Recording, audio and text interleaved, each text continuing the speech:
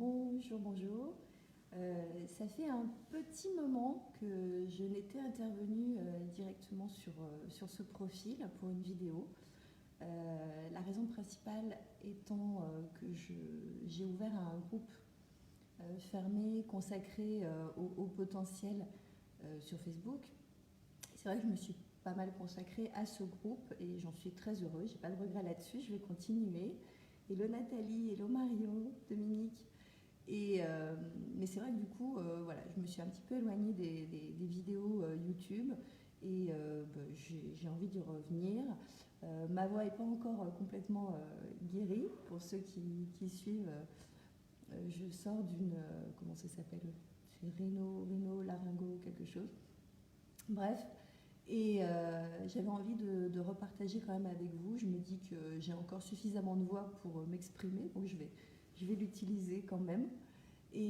Aujourd'hui, j'avais envie d'aborder avec vous un sujet qui, je pense, concerne, on va dire, 300% des zèbres, à peu près. C'est cette capacité que le zèbre a. Alors, on dit le zèbre, hein, mais si ça vous plaît pas, vous changez par haut potentiel ou par ce que vous voulez, on s'en fout.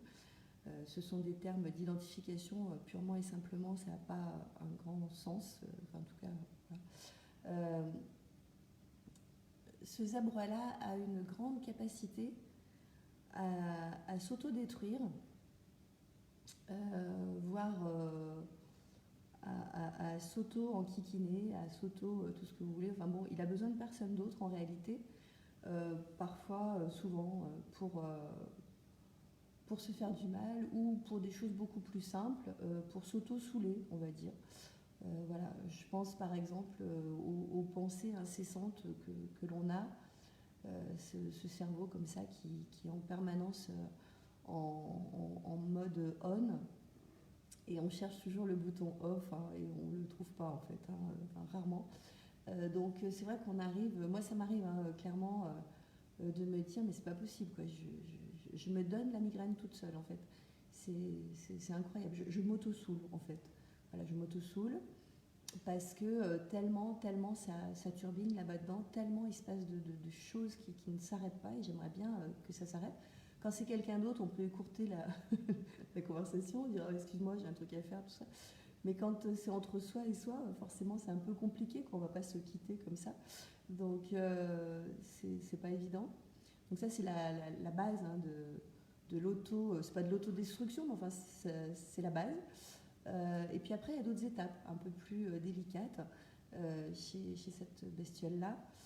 C'est que comme ça part des pensées incessantes, et je voulais vous parler de ça parce que compte tenu de l'actualité, j'imagine le nombre de zèbres pour lesquels ça turbine 100 fois plus encore depuis certains événements, parce que bah, évidemment, voilà, ça remet à chaque fois, paf, on se remet une couche au niveau de la réflexion, du raisonnement, de pourquoi, comment, etc. Et ça part toujours de là, donc de cette base du cerveau qui turbine sans cesse. Et pourquoi, et machin, et gna gna. Et puis après, ça peut passer à d'autres étapes qui sont un peu moins sympas, et c'est pour ça qu'on en parle aujourd'hui.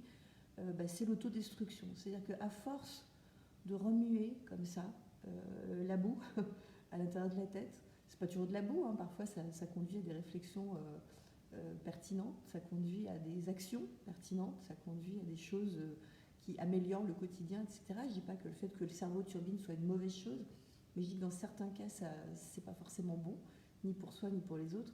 Et dans le cas où c'est pas bon pour nous, effectivement, ce chemin qui se fait dans la tête, ça peut impacter beaucoup plus que simplement de se faire une petite migraine perso parce que ça a trop travaillé.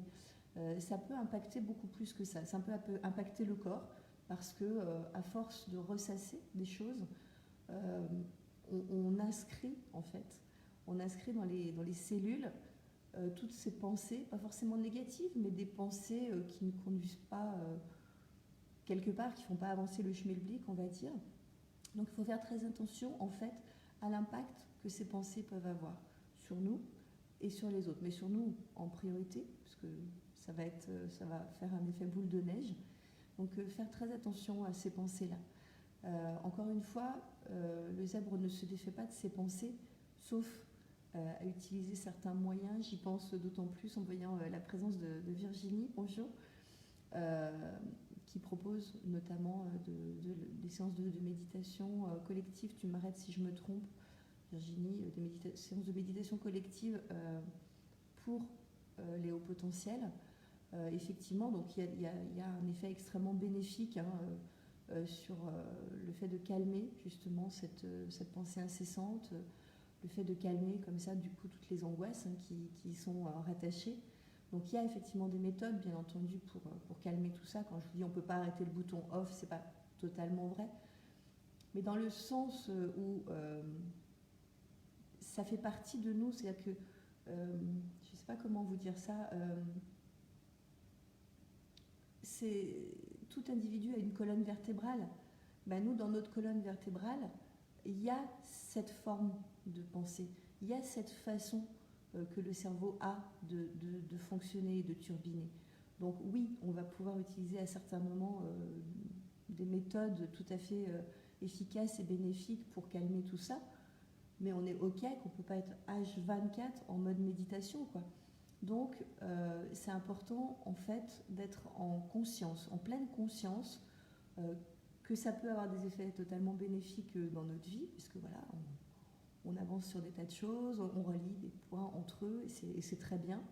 Mais attention à l'impact négatif, attention au fait de ne pas se faire du mal à soi. Encore une fois, quand je vous dis, moi parfois je m'auto-soule, c'est-à-dire qu'à force comme ça d'être en réflexion sur des trucs, je me dis mais c'est dingue quoi, je n'ai besoin de personne pour me fatiguer quoi.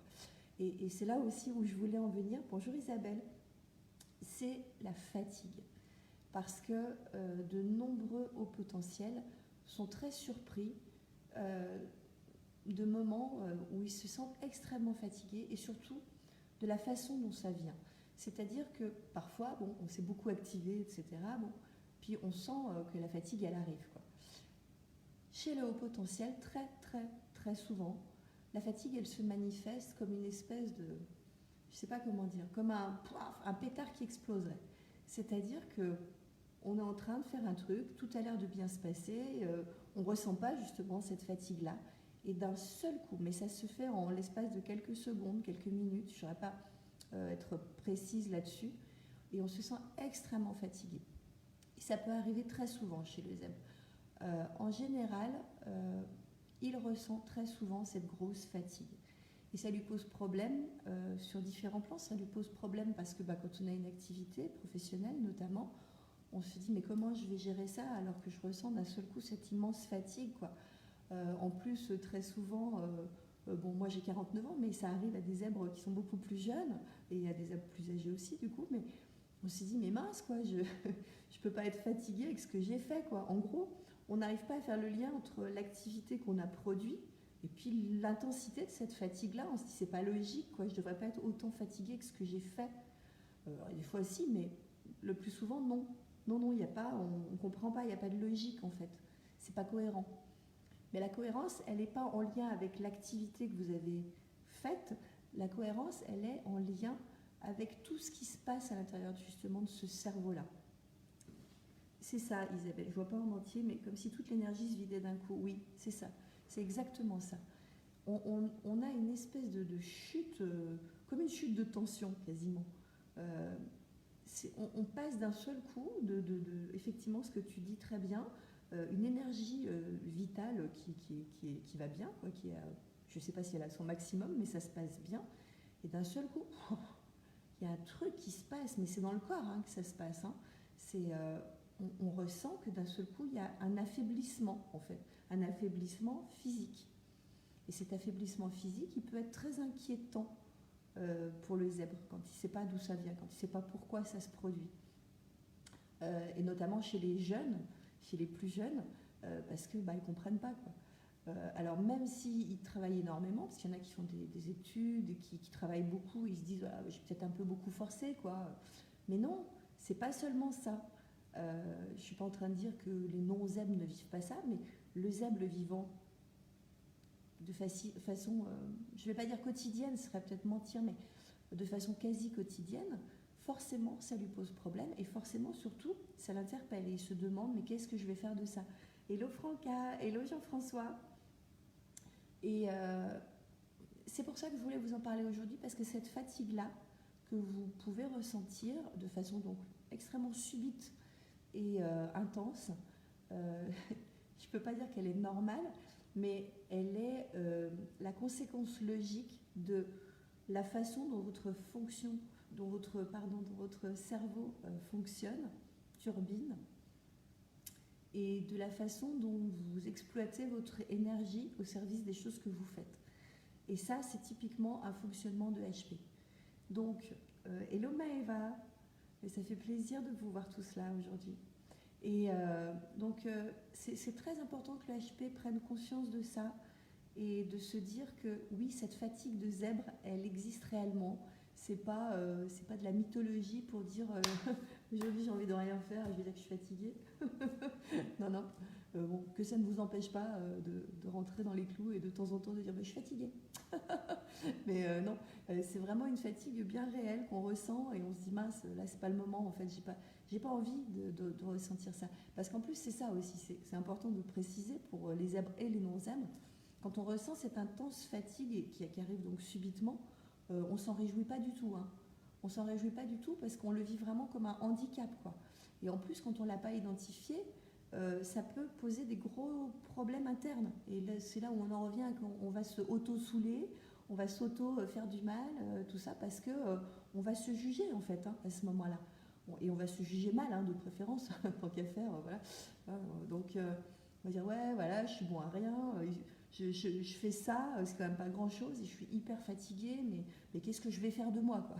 Il n'y a même pas besoin que quelqu'un me dise, mais qu'est-ce que je vais faire de toi? Non, c'est qu'est-ce que je vais faire de moi, en fait. Et bon, enfin, vous avez compris qu'il faut lâcher tout ça. Si, il y a à faire, Sarah. Sarah, en mode, ouh, non, ne t'inquiète pas, Sarah. Si, on peut faire des choses.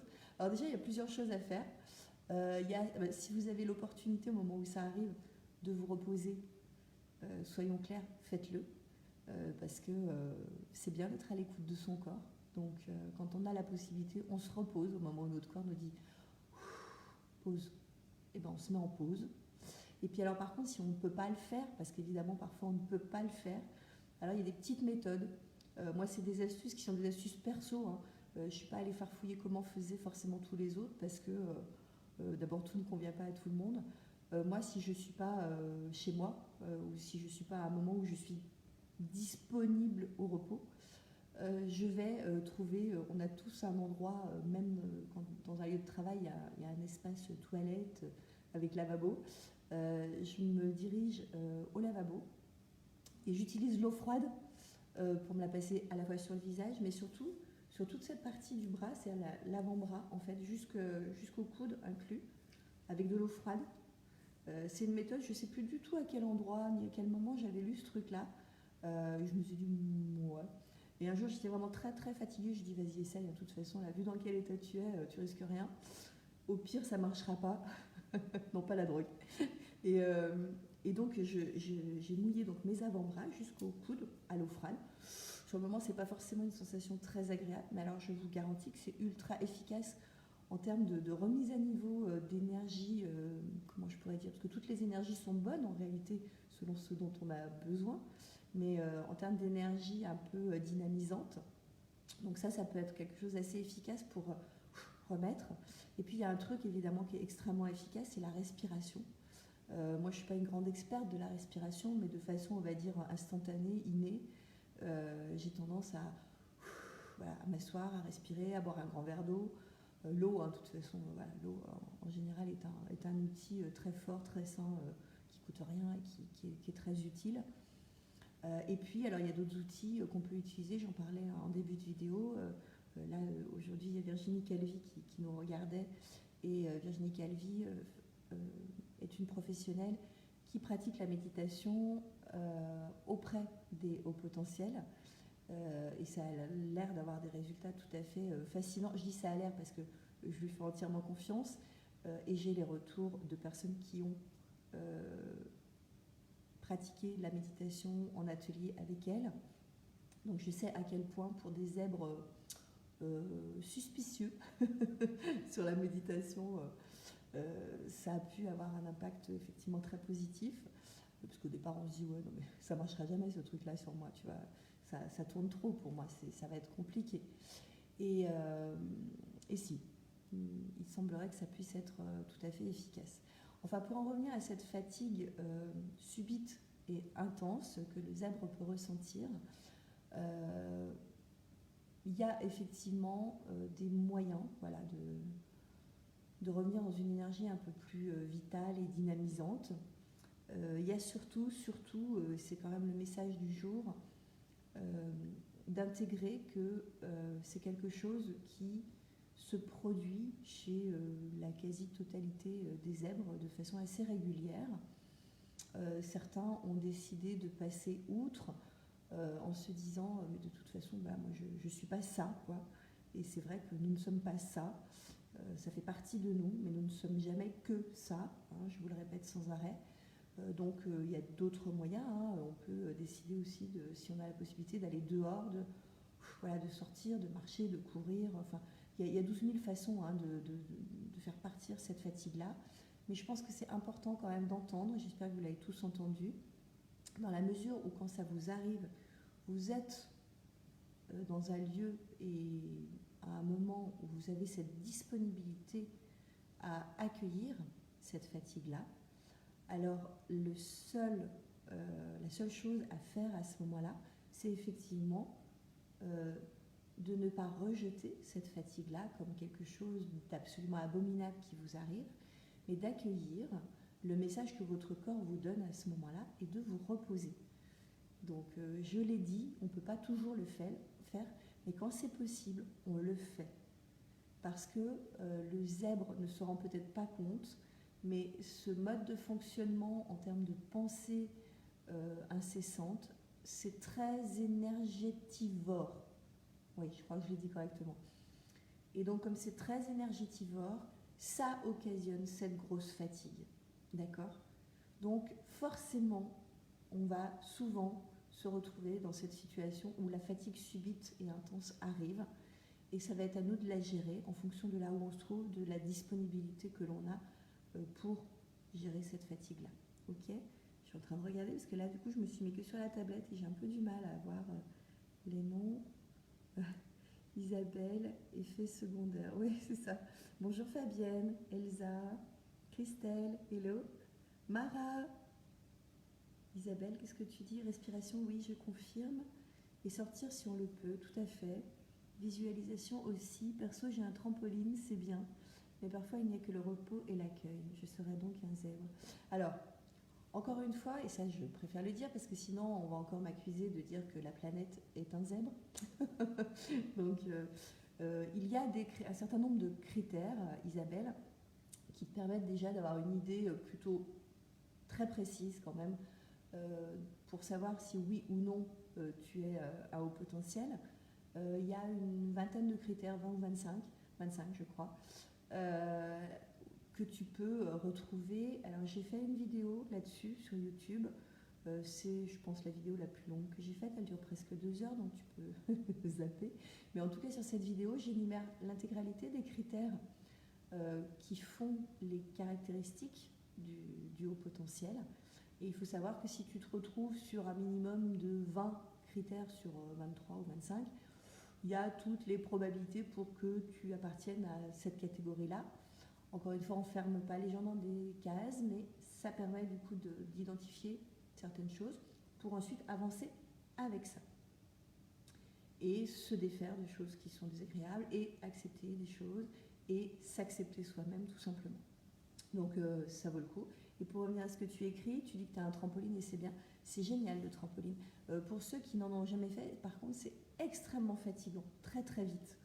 Donc, d'où l'efficacité hein, d'ailleurs, parce que c'est hyper intense en fait. Donc, quelqu'un qui n'a pas envie de faire 1 heure de squat, de sport, 20 minutes de trampoline, c'est waouh, c'est chaud, c'est intense.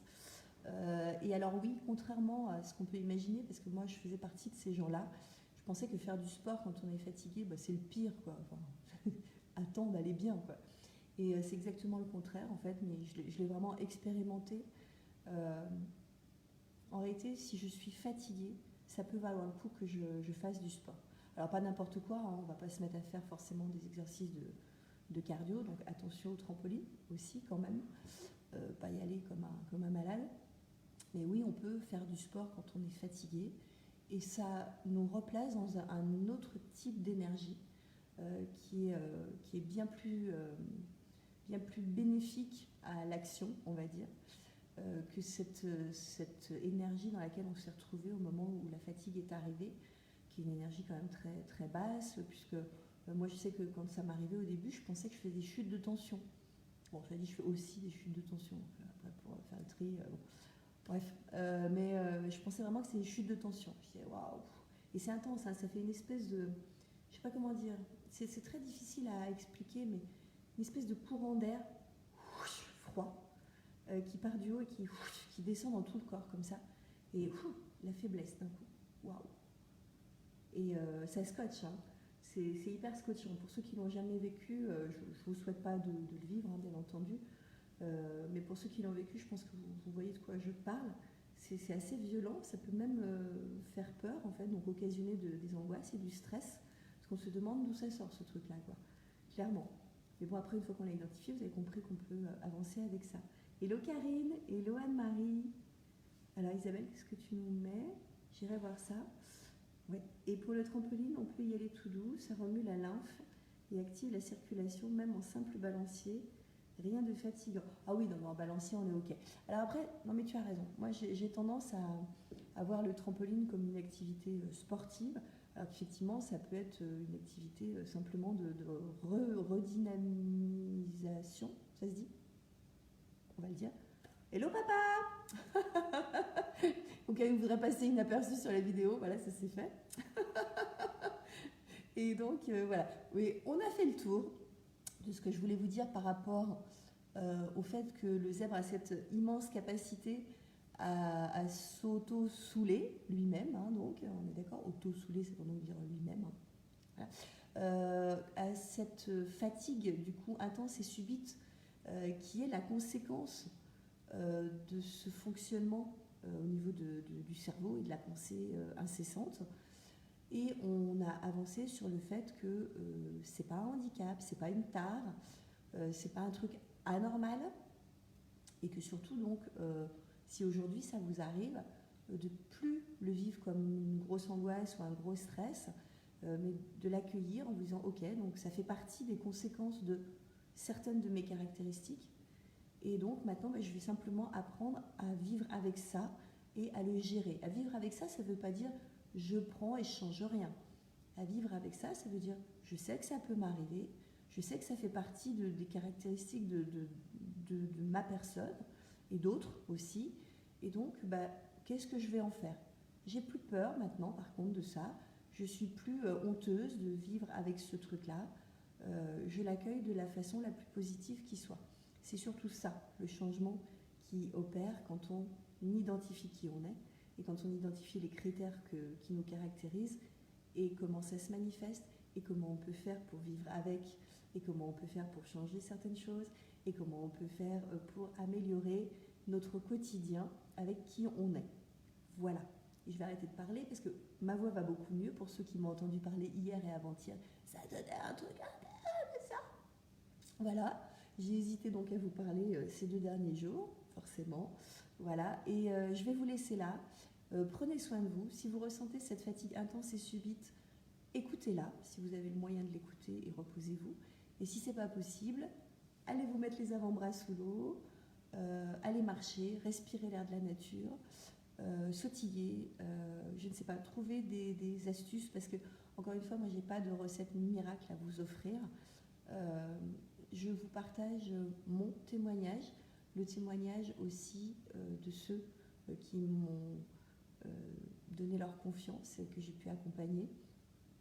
En dehors de ça, je n'ai pas de recette miraculeuse, mais c'est aussi pour ça qu'on communique, pour partager, échanger des bons plans, des astuces. C'est pas des restos et des trucs comme ça, mais c'est bien aussi parce que c'est l'amélioration du quotidien. L'amélioration du quotidien passe par notre bien-être intérieur, par notre connaissance de soi, et donc on avance ensemble là-dessus.